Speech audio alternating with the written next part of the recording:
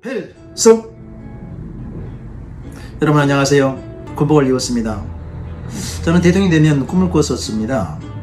좋은 체력을 준비해서 우리 병사들과 함께 구보도 하고 아침을 같이 먹고 야간에 휴전을 지키는 병사들과 함께 일일 보초도 쓰고 바다를 지키는 해군과 함께 전함에서 한밤을 지나기도 하고 공군이었으니까 조종사들 뒤에 후방석에 앉아서 조국산을 날아가며 그들의 수고와 노고를 정말 응원하고 싶은 꿈을 가지고 있었습니다.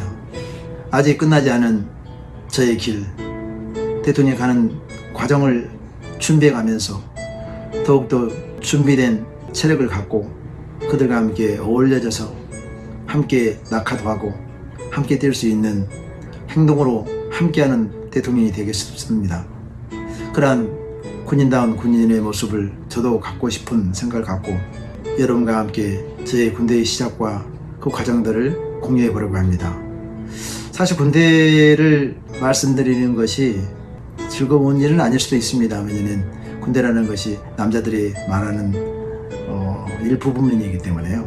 가장도 되기도 하고 저도 군대 생활을 이렇게 얘기하면 정말 중요한 시기를 지난 것 같습니다. 저는 전공하고 달리 전과 특기를 좀 다르게 받았었거든요. 좀 고생하는 일을 많이 했다는 것 같습니다. 군대에 들어갈 때 그런 생각을 했었어요. 미친 게 물린 거 아닌가? 물릴 것 같은 생각이 들었는데요. 이게 사복을 입은 것과 군복을 입은 사이가 너무나도 차이가 나서 상상하고 들었던 군대의 모습이 아니라 깜짝 놀랐습니다. 역시 군대는 군대다 이렇게 생각이 들더라고요. 또 그렇게 하지 않으면 군대가 유지되지 않으니까 또 훈련을 받는 입장에서는 우리가 세상 속에 있는 물을 빼야 되기 때문에 그런 과정을 거치는데 이제 그 훈련을 마치고 나면 이해가 되죠. 이런 과정을 거쳐야 되는구나를 알게 되는데 그때는 그게 아니었습니다. 진주 길이 정말 멀었어요. 군대 가는 길이라 더 멀었던 것 같기도 합니다. 저는 혼자 내려갔는데요. 머리를 싹둑 깎아버리고 체육복 입고 갔습니다. 왜냐면 선착순도 있을 것이고 여러 가지 예상되는 시나리오가 있으니까 그 오후 3시가 되니까 이제 가족들하고 애인들에게 이제 마지막 인사를 하죠. 가족 인사를 하고 나면 그들은 이제 떠나게 되죠. 그런데 방금 전에 그 전대에 있던 그 인솔자들이 이제 나중에 보니까 구대장들이 다 되었는데 저희를 맞이한 사람들 말이에요. 떠나자마자 오후 3시쯤 됐는데 빨간 모자 쓰고 누군지도 모르게 큰 이제 까만 선글라스 쓰고 어떤 이는 방망이도 있고 어떤 이는 막대기도 있고 어떤 이는 지붕도 들고 휘몰아치는데 정말 그 미친 늑대 일이라고 해야 되나요? 그들이 양을 몰아치듯이 운동장에서 서성거리는 저희들 양복 입고 다발 입고 입은 자들도 있고 공구치라고 좋은 사람도 있고 하는데 저는 좀 깨가 있는 사람이었으니까 체육복에다가 샌드백 메고 있었으니까 선착순 하거나 굴러다니는 것은 잘할 수 있잖아요. 정말 가관이 아니라 했죠. 개워낸 사람들도 많고 했는데 운동장에 먼지를 다 뒤집어 쓸 때까지 상당 시간을 지나갔나 봐요. 이리 갔다 저리 갔다 굴리는데 뭐가 뭔지를 모르겠더라고. 완전히 몇 시간 만에 초토화돼 가지고 사람이 바뀌어버리더라고요. 공포 또 두려움. 이게 뭘까? 제가 그날 그 일기 저녁에 쓴 소자의 수첩에 미친 거이한테 내가 물렸었나 이렇게 썼던 것을 보면 그게 기억이 나는 거라서 제목으로 달았는데요. 미친 게 물린 건 아니죠. 사실 정상적인 그 과정 속에 있었는데 그때 당시에는 그렇게 느꼈던 것 같습니다. 그리고 이제 버스 한 대를 저기 운동장 옆에다 세워놓은 다음에 나오라고 그래요. 집에 갈 사람들. 정말 나가는 사람이 있어요. 작년에 제 배 동기가 갔다가 다시 서울대 동문학과 출신이었는데 갔다가 왔다고 하더라고요. 근데 갔다가 왔는데 그 동기가 교관이라는 거예요. 얼마나 기가 막히겠어요. 가라쏘이라고 하는데 중이라고 하는데 이제 쏘이가 그 중이를 달고 이렇게 교관을 하는 경우가 있는데 1년 전에 봤던 친구가 거기 교관이라고 하면서 내가 미쳤지 하는 얘기를 하시더라고. 저는 원래 육군 3사관학교를 가려고 했어요. 육군을 가려고 했는데 제가 눈이 좀 안 좋아서 눈이 좋아야만 이제 학교 갈 것 같은 생각이 들어서 제가 지금 그래서는 안 되겠지만 시력표를 다 외워가지고 왔죠. 근데 제 앞에 있는 시력표가 영어로 된 것도 있더라고요. 영어로 뭐 알파벳도 나왔는데 뭐 어디가 알 수가 없잖아요. 그래서 체력도 되고 다 됐는데 도저히 뭐 아니었나 봐요. 그래서 떨어졌어요. 그리고 이제 진짜 어렵다는 공군 사관후보생 시험을 보게 되었는데 참 인생이라는 게 역전되기도 합니다. 전방으로 가서 아마 그 휴전선을 지키는 쏘기가 됐을 것인데 육군 쏘기가 됐을 건데 제가 공군이 되었다는 것이 또 그 과정 속에서 나중에 이제 이해가 되더라고요. 아, 내가 왜 공군이 되었을까 이런 생각을 하게 되었는데 군사교육은 보통 특별임무기간이라고 해서 3주간은 월화수목 금금금이라고요. 주말이 없죠. 계속 3주, 약 4주 정도 된 것 같은데 앞으로가 뒤로가 뭐 이렇게 자양고하는 기본교육에다가 뭐 훈련도 안 뭐 총도 안 주죠. 뭐 완전히 한 달 내내 그런 집체교육만 받던 것 같아요. 지루하죠. 뭐 차라리 뭐 각개전투 다 훈련을 받으면 얼마나 좋겠어요. 그것도 아니더라고요. 그걸 끝내고 기본 군사교육을 받고 종합훈련을 다시 받고 이제 병가가 나오거든요. 특기라고 하는데 공군에서는. 그러면 이제 각 제대에서 이제 기본 군사교육을 받았기 때문에 이제 육체적인 신체적인 피지컬한 것은 안 하고 이제 자기 전공에 맞는 교육을 받거든요. 관리는 관리에 받고 뭐 무장 가서 무장반에서 받는데 저는 행정학과 출신은 보통 관리 특기나 그 보급 특기를 받거든요. 행정적 요원으로 축출하기 때문에. 근데 저는 또 어문계열에 맞는 정보 특기를 받았어요.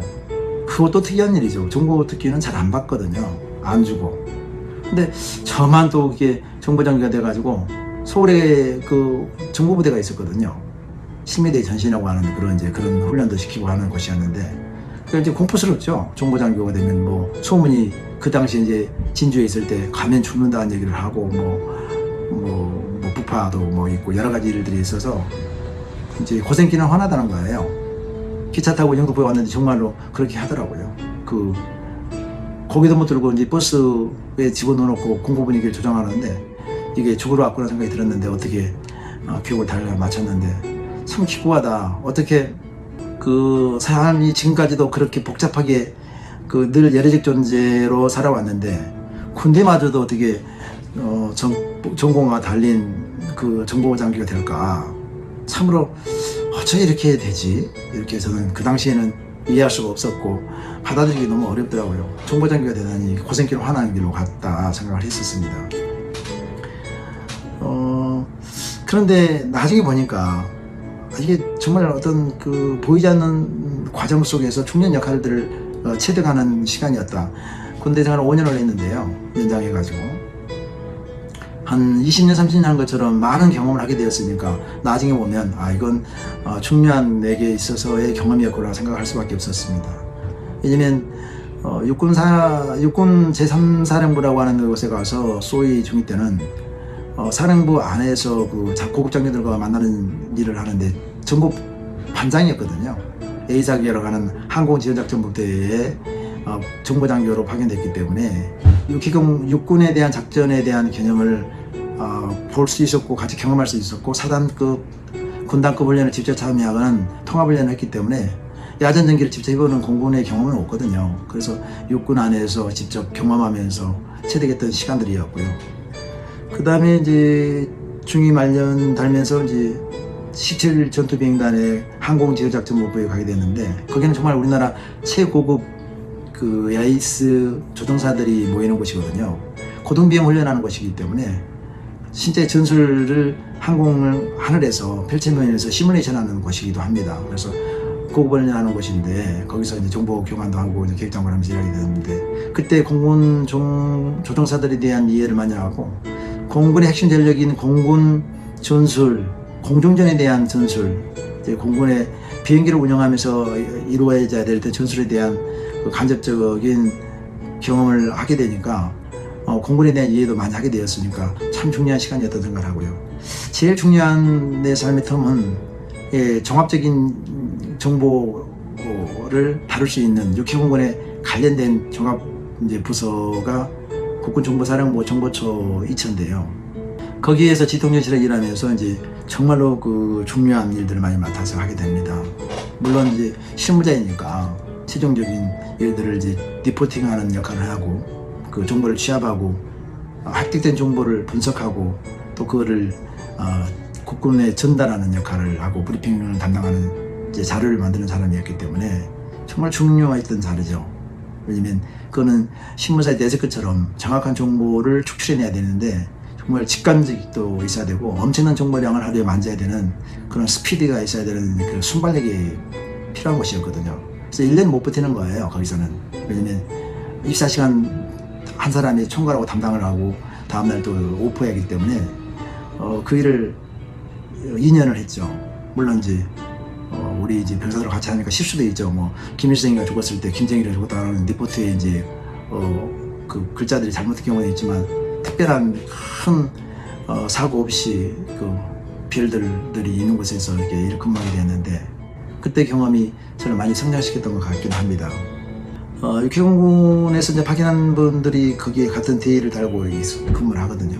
그러니까 육해공군에 대한 공부도 하고 특별히 이제 대북한 정보의 획득과 거기에 나온 방송 정보 또 주변국의 정보 예전에는 이제 인터넷이 있었고 신화사 통신이든 모스크바 통신이든 등등을 직접 발췌하거나 북한 방송을 청취하거나 하는 내용을 통해서 저희들이 이제 그것을 요약하면서 그 행간을 잡아내는 역할도 정보의 흐름을 분석해내는 역할들도 많이 하고 여러 가지 대국에 관련된 일도 하게 되니까 육해공군 전체를 이렇게 조리개처럼 조망해낼 수 있는 그런 사이즈의 정보 장악력, 분석력을 키웠던 시간인 것 같습니다. 왜냐면 하루 사이에 모든 정보를 접해야 되니까 민간 첩보 또 그 다음에 심리전부터 시작해서 그 다음에 우리 국내에 일어나는 육해공군의 작전 그리고 북한에 대해 태세에 대한 것들도 다 보게 되니까요.